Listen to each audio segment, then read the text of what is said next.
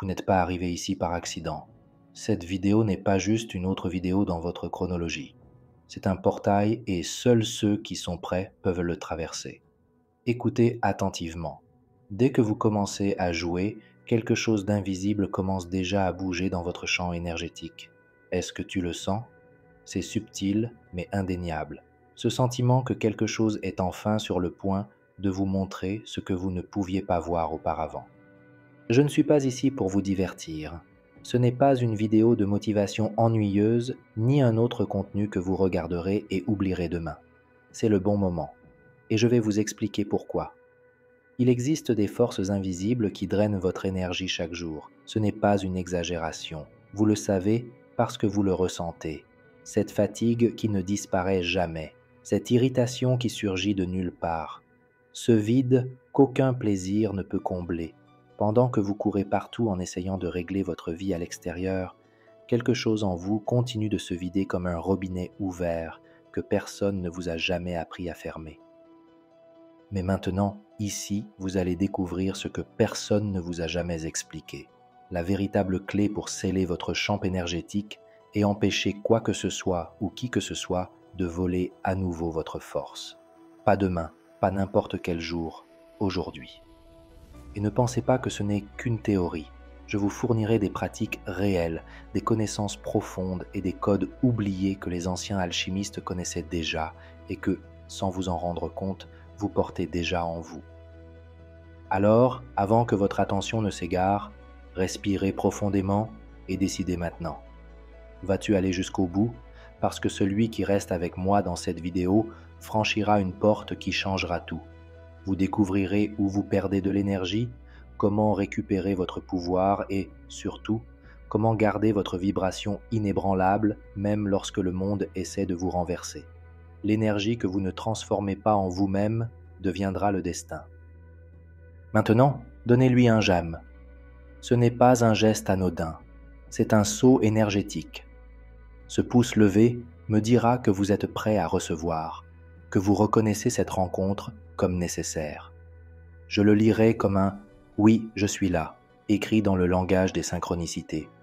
Et à partir de ce moment-là, je saurai que chaque mot qui suivra atterrira là où il doit atterrir. Crois-moi, ce like n'est pas pour moi, il est pour toi. C'est la première étape pour dire au monde que votre énergie est sacrée et qu'à partir d'aujourd'hui, personne n'y touche. Avez-vous déjà remarqué comment parfois une petite phrase, un regard en coin, un mot dur peuvent complètement vider votre énergie? Il n'est pas exagéré de dire que ces petites fissures émotionnelles sont en fait les points exacts où vous perdez votre force vitale. Mais voici le détail dont presque personne ne parle. Le problème n'est pas de ressentir de la colère, de la tristesse, de l'insécurité. Le problème est de réagir automatiquement sans s'en rendre compte. Car c'est dans cette réaction inconsciente que vous gaspillez de l'énergie, affaiblissez votre champ vibratoire et maintenez en vie un cycle que vous auriez pu briser. Carl Jung, le géant de la psychologie des profondeurs, n'était pas seulement un étudiant de l'esprit humain, il était en fait un alchimiste. Oui, un alchimiste dans le vrai sens du terme. Jung a consacré une grande partie de sa vie à l'étude des symboles anciens, des textes hermétiques et de l'alchimie médiévale. Il ne considérait pas l'alchimie comme une simple tentative primitive de transformer les métaux en or. Il la considérait comme la grande carte symbolique de la transformation intérieure. Pour Jung, l'or véritable n'a jamais été matériel. Le véritable or a toujours été la conscience éveillée, le raffinement de l'âme. Reliez maintenant les points. Lorsque Jung parlait de l'ombre, il ne se référait pas seulement aux aspects refoulés, mais à la matière première de l'âme qui doit être reconnue, intégrée, transformée. C'est de la pure alchimie.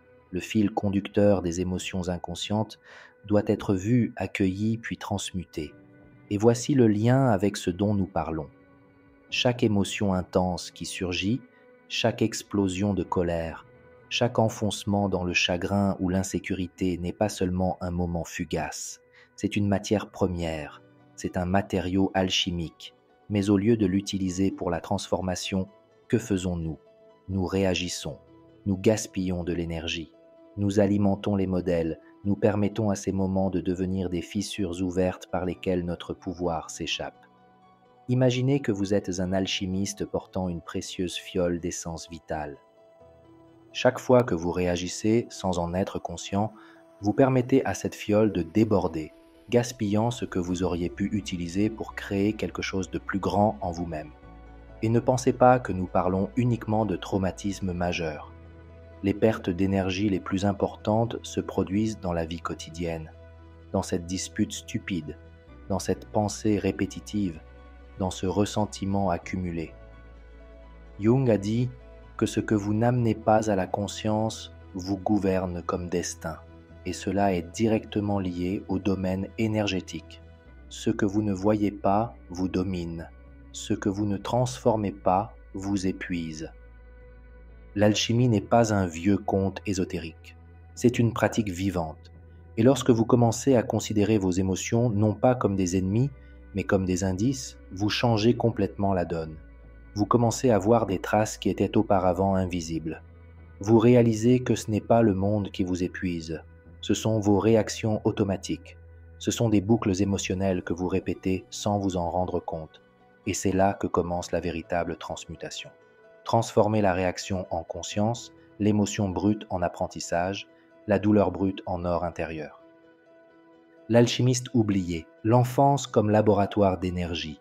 Et c'est là que nous allons encore plus loin.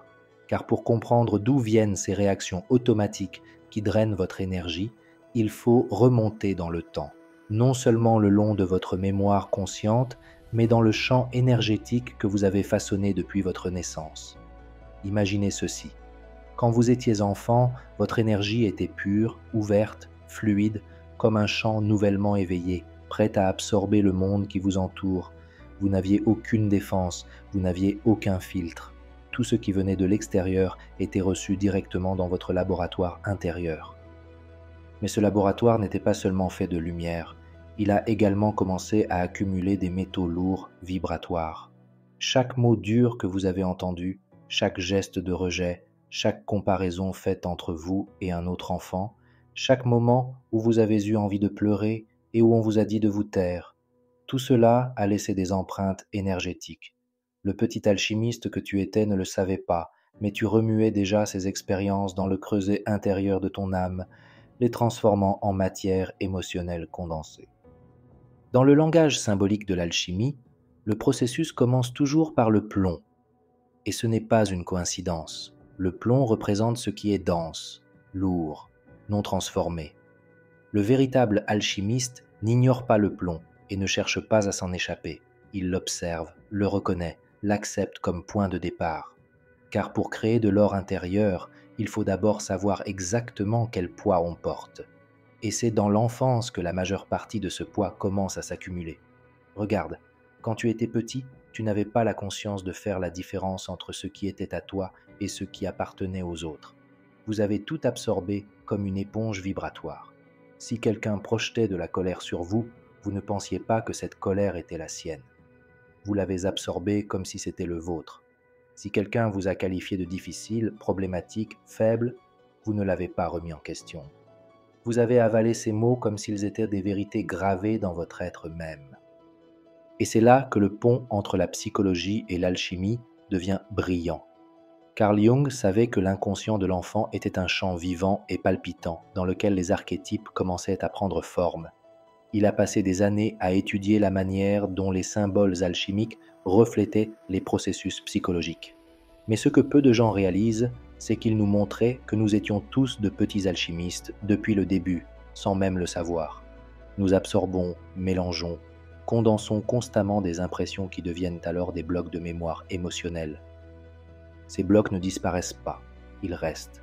Et chaque fois que vous, en tant qu'adulte, réagissez à une situation apparemment simple avec une émotion disproportionnée, ce n'est pas vous, ici et maintenant, qui réagissez. C'est ce petit alchimiste oublié. C'est l'écho d'expériences anciennes qui n'ont jamais été reconnues. Il s'agit de plomb qui n'a jamais été considéré comme matière première de transformation. Il ne suffit pas de vouloir un contrôle émotionnel. Il ne suffit pas de décider rationnellement que vous ne réagirez plus.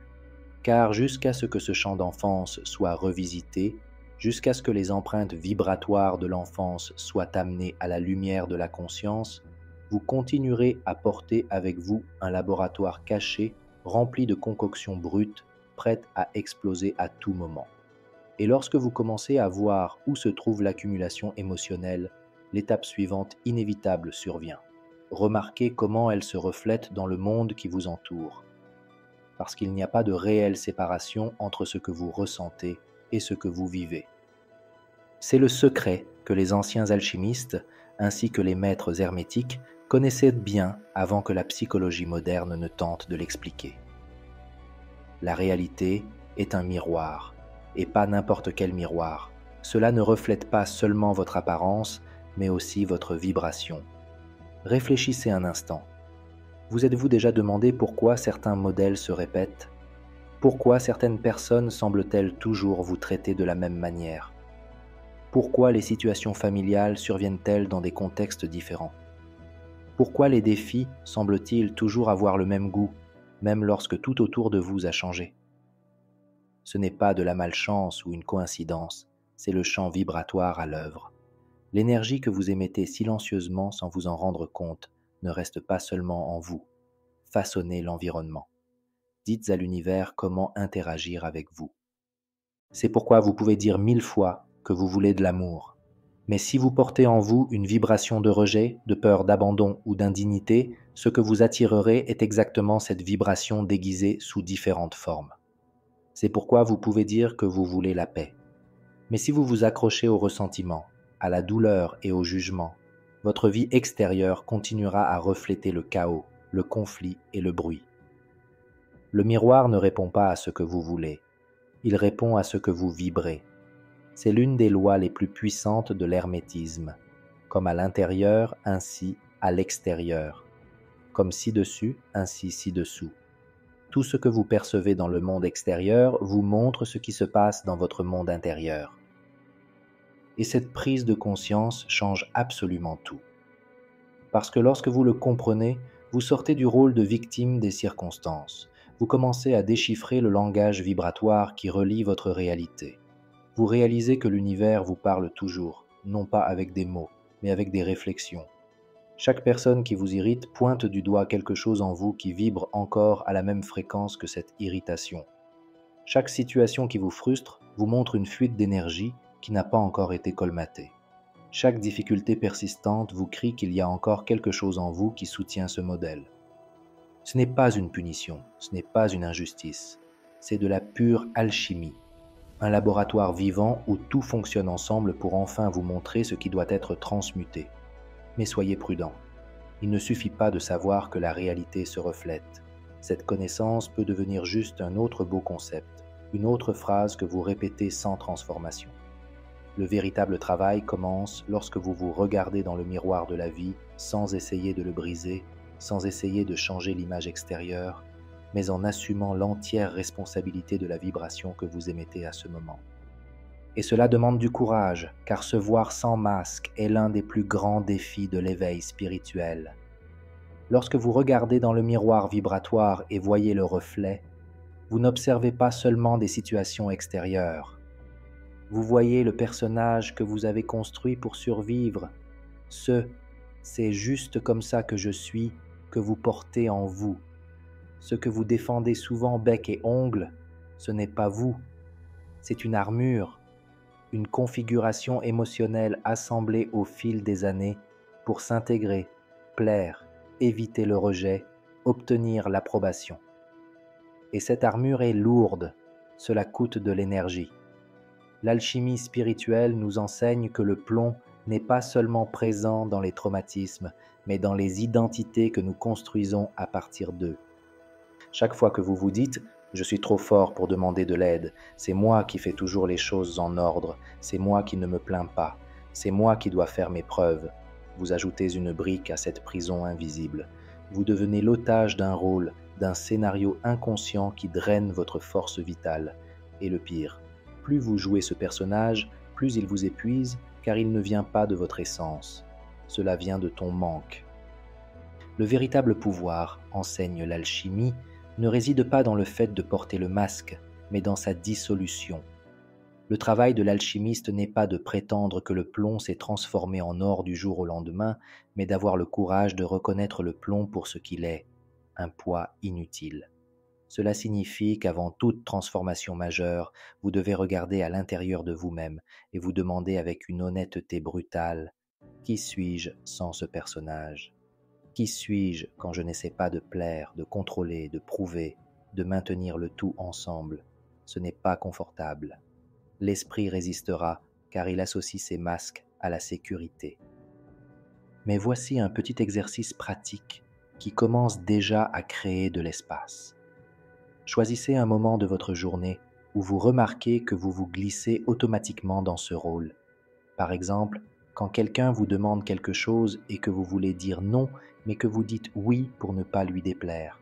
Lorsque cela se produit, arrêtez. Prenez une grande inspiration. Placez une main sur votre poitrine. Sentez votre corps et dites mentalement: je peux dire ma vérité en toute sécurité. Cela ne signifie pas que vous allez exploser ou couper tous les liens. Cela signifie simplement que vous reconnaissez que vous avez le choix, que vous n'avez plus besoin de fonctionner en pilote automatique. Ces petits gestes sont comme des fissures qui commencent à éroder l'épais mur de l'identité construite. Et c'est à ce moment-là que l'énergie commence à revenir vers vous. Et sachez ceci, ce n'est que le début, car dans les sections suivantes, nous irons encore plus loin pour vous montrer comment identifier les symptômes physiques et émotionnels qui révèlent que votre champ énergétique s'effondre. Et nous vous donnerons également des pratiques concrètes pour que rien ni personne ne puisse plus vous voler votre énergie. Es-tu prêt? Parce que c'est maintenant le moment de voir ce que votre corps essaie de vous dire depuis le début, même lorsque votre esprit continue de l'ignorer. Les signaux du corps. Comment votre champ énergétique vous parle? Nous avons atteint un point crucial. Votre corps ne ment pas. C'est comme un messager fidèle de votre champ énergétique. Lorsque vous commencez à démanteler les masques que vous portez depuis des années, le corps réagit immédiatement. Mais pas avec des mots, mais avec des signaux subtils et souvent inconfortables. Ces signaux sont comme une carte vivante qui indique où votre énergie fuit sans que vous vous en rendiez compte. Peut-être l'avez-vous déjà ressenti, une fatigue constante sans cause apparente. Vous dormez bien, mais vous vous réveillez épuisé. Vous buvez du café, mais l'énergie ne revient pas. Ou bien vous ressentez une boule persistante dans la gorge, une tension dans les épaules qui ne veut pas disparaître, une oppression dans la poitrine qui semble surgir de nulle part. Ces symptômes sont le signe que votre corps vous dit qu'il dépense trop d'énergie à essayer de maintenir de vieux schémas, des identités que vous ne remettez plus en question, des rôles qui n'ont plus de sens, mais qui épuisent encore votre force vitale. En alchimie spirituelle, ignorer les signaux du corps revient à ignorer un furoncle dangereux en laboratoire. Imaginez un chaudron qui continue de chauffer de plus en plus sans que vous ayez à remuer le contenu ou à ajuster la chaleur. Le résultat, ça déborde, ça explose, vous obligeant à faire face à un chaos que vous auriez pu éviter. Il en va de même pour l'énergie. Si vous ne l'écoutez pas, il exigera tôt ou tard de l'attention, sous la forme de dépression émotionnelle, de crises d'angoisse, de crises de colère ou même de maladies physiques. Alors, que pouvez-vous faire dans votre vie quotidienne pour briser ce cycle? Tout d'abord, vous devez comprendre que le corps est un allié. Ne luttez pas. Lorsque vous ressentez ces signes, fatigue inexpliquée, irritation constante, sentiment de vide, schéma douloureux qui se répète, au lieu de vous juger, arrêtez-vous, respirez et faites-le en toute conscience. Cela ne signifie pas simplement respirer en pilote automatique, mais sentir l'air entrer par le nez, descendre dans la gorge, remplir la poitrine, puis le laisser sortir lentement et doucement. Une pratique simple que vous pouvez appliquer tous les jours s'appelle un bilan énergétique. 3 fois par jour, arrêtez-vous pendant 2 minutes, fermez les yeux et faites un balayage mental de votre corps des pieds à la tête. Demandez-vous, où est-ce que c'est tendu? Où avez-vous mal? Où est-ce que ça fait lourd?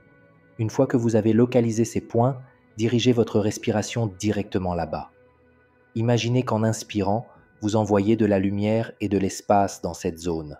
Et lorsque vous expirez, vous libérez la tension accumulée. Cela peut paraître symbolique, mais énergétiquement cela fait une différence. Vous commencez à éliminer les petits blocs avant qu'ils ne deviennent des montagnes. Un autre point essentiel est d'apprendre à interrompre les pensées épuisantes. Vous les connaissez, lorsque vous revivez une vieille dispute, vous répétez mentalement une dispute qui n'a jamais eu lieu, ou vous vous perdez en vous inquiétant de choses qui ne se sont pas encore produites. Chacune de ces scènes consomme de l'énergie. Lorsque vous vous retrouvez pris au piège dans cette boucle, brisez-la en vous disant « Cela ne nécessite pas mon énergie en ce moment ». Ramenez votre attention sur ce qui est réel, sur le moment présent, sur ce qui est réellement devant vous. Les avantages sont innombrables. Au fil du temps, vous remarquerez que votre fatigue diminue. Vous vous sentez plus centré, moins vulnérable aux fluctuations émotionnelles extérieures. Vos relations s'améliorent parce que vous réagissez moins et choisissez davantage. Votre créativité augmente parce que l'énergie qui était auparavant drainée par le chaos intérieur est désormais disponible pour créer, construire, manifester. Le feu silencieux, le secret alchimique de la non-réaction.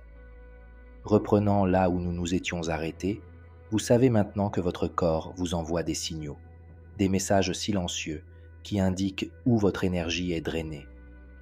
Mais le remarquer ne suffit pas.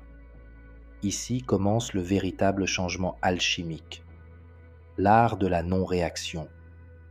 C'est l'un des secrets les plus anciens et les plus puissants, mais aussi l'un des moins pratiqués. Et pourquoi ? Car la non-réaction ne signifie pas être apathique, passif ou faire comme si rien ne vous affectait. Cela signifie cultiver un feu intérieur, un feu qui brûle de façon constante, et non par explosion incontrôlée. Imaginez l'alchimiste dans le laboratoire. Ne jetez pas plus de feu pour accélérer la transformation. Ne versez pas de liquide en vrac en espérant des miracles. Observez. Règle. Il comprend que c'est le feu constant, stable et vigilant qui transforme le plomb en or. Il en va de même pour votre énergie. Chaque fois que vous remarquez un déclencheur, une provocation, une critique, un commentaire qui normalement vous ferait exploser ou vous retirer et que vous choisissez de ne pas réagir automatiquement, vous activez ce feu silencieux. Vous fermez l'une des plus grandes portes de fuite d'énergie de votre vie. En pratique, comment le faire au quotidien ? Tout d'abord, lorsque vous sentez la vague émotionnelle arriver, arrêtez-vous. Ne répondez pas tout de suite. Prenez une grande inspiration et dites mentalement « Je peux ressentir cela sans avoir besoin d'agir maintenant ». Il ne s'agit pas de réprimer l'émotion, mais de ralentir la réponse automatique. L'alchimiste ne nie pas le plomb. Il l'aborde avec un œil calme, sachant qu'en lui se trouve la matière première de la transformation. Appliquez-le à la prochaine dispute familiale, au prochain défi au travail, à la prochaine irritation qui surgit de nulle part. En ne réagissant pas, vous reprenez votre énergie car vous ne cédez plus votre pouvoir à la situation extérieure. Les bénéfices de cette pratique sont immenses. Vous gagnez en présence, en clarté et en maîtrise de soi. Votre énergie n'est plus gaspillée dans des combats vides, des défenses inutiles, des drames qui ne font que renforcer les vieux schémas. Petit à petit, vous devenez moins influencé par le chaos extérieur et plus ancré dans votre centre intérieur. Et ici, nous atteignons un autre secret oublié. Même si vous maîtrisez la non-réaction, vous avez toujours besoin de la base, de la racine. Et c'est ce que beaucoup de spiritualistes modernes ignorent. La véritable alchimie ne se produit pas seulement dans l'esprit. Sans connexion à la terre, sans alignement avec la nature, aucune transformation ne peut perdurer. Depuis l'Antiquité, les traditions spirituelles le savent. Chamans, druides, sages égyptiens, alchimistes de la Renaissance. Tous travaillaient en lien direct avec les éléments naturels. Le sol sur lequel vous marchez n'est pas seulement un revêtement de sol physique, c'est un champ vibratoire. Votre corps n'est pas séparé de ce champ. Il s'agit de vibrer ensemble, de se recharger au contact de la terre, du soleil sur votre peau, de l'air frais qui pénètre dans vos poumons. Dans la vie quotidienne, comment l'appliquer ? Simple, mais profond. Marchez pieds nus quand vous le pouvez. Posez vos pieds sur l'herbe, sur la terre, sur le sable. Laissez-les toucher l'énergie vivante de la planète. Asseyez-vous au soleil pendant quelques minutes. Ressentez la lumière comme une nourriture énergétique, pas seulement comme de la chaleur. Respirez profondément à l'air libre, remplissant votre corps d'air frais, comme si chaque cellule buvait de la vitalité. Et si vous vivez en ville, sans accès facile à la nature, faites entrer des plantes à l'intérieur. Touchez la terre quand vous en prenez soin. Laissez la fenêtre ouverte pour laisser entrer la lumière. Arrêtez-vous un instant et regardez le ciel. Ces petits gestes réalignent votre fréquence et renforcent la racine qui soutient toute véritable alchimie. À mesure que cette connexion se renforce, vous remarquez quelque chose de merveilleux. Peu importe à quel point l'esprit est entraîné, sans corps et sans terre, l'énergie ne circule pas. L'alchimie ne se produit pas seulement dans le laboratoire intérieur, mais aussi dans le laboratoire vivant qu'est la planète sous vos pieds. Et maintenant que nous sommes alignés avec le corps et la racine, nous sommes prêts pour la phase suivante. La reconfiguration mentale, le processus qui ferme les boucles d'évasion et ouvre les portails de l'énergie créatrice. Reprogrammation alchimique. Façonner le champ par la parole et la pensée. Nous sommes arrivés au moment où tout commence à prendre forme consciente. Jusqu'à présent, nous avons parlé du corps, de la racine, de la non-réaction. Mais nous entrons maintenant dans le domaine que peu maîtrisent vraiment, la reprogrammation alchimique de l'esprit. Nous ne parlons pas ici de la pensée positive vide habituelle. Ce que vous répétez sans y croire, c'est comme jeter des phrases au vent en espérant que l'univers vous entende. Non. Dans la véritable alchimie, le mot est créatif parce qu'il porte une vibration spécifique, un code énergétique qui ne dépend pas seulement de beaux mots, mais d'un alignement profond entre ce que vous pensez, ressentez et vibrez. Chaque pensée répétitive que vous introduisez dans votre esprit est comme un sillon creusé dans votre champ énergétique, qui devient de plus en plus profond. Le problème est que souvent ces sillons sont formés par des phrases qui ne sont même pas les vôtres. Des phrases dont vous avez hérité sans vous en rendre compte. Je ne peux pas. Je ne changerai jamais. Je ne le mérite pas. Ces mots vibrent en vous-même lorsque vous essayez de les superposer avec des phrases positives. Et c'est pourquoi la pensée positive seule ne fonctionne pas. La véritable reprogrammation commence lorsque vous choisissez des phrases vivantes et conscientes qui ne nient pas la douleur, mais la transmutent. En pratique, comment le faire au quotidien ? Commencez par observer les pensées automatiques. Prenez un carnet. Notez les phrases qui vous viennent à l'esprit lorsque vous êtes fatigué, frustré, effrayé. Vous serez surpris de voir à quelle fréquence ils se répètent. Alors n'essayez pas simplement de les effacer. Ce serait comme essayer de détruire le plomb par la force. Appliquez plutôt le feu alchimique. Introduisez une nouvelle vibration. Quand vous pensez « je ne suis pas assez », ajoutez rapidement « j'apprends à honorer ma valeur ». Quand il s'agit de dire « cela ne changera jamais », il dit « chaque jour j'avance, même si c'est lentement ». Ces phrases doivent être ressenties, pas seulement prononcées. Il doit y avoir présence, connexion, vérité. Les bienfaits commencent à se manifester au fur et à mesure que les jours passent et que votre champ vibratoire commence à réagir. Vous vous sentirez moins vulnérable aux déclencheurs externes, moins réactif, plus centré. De petits signes apparaîtront. Des conversations plus légères, des rencontres inattendues, un sentiment d'alignement intérieur. Ce n'est pas une coïncidence. C'est l'alchimie mentale qui commence à remodeler la réalité autour de vous, car votre champ ne supporte plus les mêmes anciennes fréquences. Mais nous arrivons maintenant au point culminant, car il est inutile de remodeler les pensées, de cultiver le silence, de marcher pieds nus sur la terre si vous ne voyez pas le jeu dans son intégralité. Il y a un secret que peu de gens connaissent, et c'est là que les vrais alchimistes se démarquent. Rien, absolument rien dans le monde extérieur n'a de pouvoir sur vous sans votre consentement inconscient. Imaginez ceci. Chaque fois que vous sentez que quelqu'un vous a volé votre énergie, qu'une situation vous a épuisé, qu'un environnement vous a écrasé, en vérité, c'est vous qui avez laissé une porte ouverte. C'est difficile à accepter, car cela nous oblige à abandonner le rôle de victime. Mais c'est là que commence la véritable souveraineté énergétique. Le gardien du jeu n'est pas quelqu'un d'autre, c'est toi. Ce qui maintient votre champ ouvert, ce ne sont pas les attaques extérieures, mais votre manque d'alignement intérieur, votre déconnexion entre la parole, l'émotion et la vibration. L'alchimiste sait que lorsqu'il est entier, présent, cohérent, rien ne peut pénétrer. Il n'a pas besoin de se défendre, de se cacher derrière des masques ou de fuir les situations. Il vibre simplement à une fréquence incompatible avec tout ce qui tente de le drainer. Le plomb se transforme en or, non pas parce qu'il a combattu le plomb, mais parce qu'il a transformé sa propre essence. Et cette essence, désormais alignée, étend l'énergie au lieu de la perdre. Et nous arrivons ici à un point magique. Ce n'est pas la fin, mais un portail, car maintenant vous choisissez soit de vous arrêter ici, satisfait de cette découverte, soit de passer à la véritable initiation, car le chemin alchimique ne s'arrête pas à la théorie, ni au premier réveil. Cela s'approfondit à chaque choix quotidien, à chaque pratique, à chaque fois que vous décidez d'honorer votre énergie comme quelque chose de sacré. Et croyez-moi, lorsque vous traversez ce portail, la réalité qui vous entoure commence à se plier devant votre nouveau champ vibratoire. La prochaine étape vous attend déjà.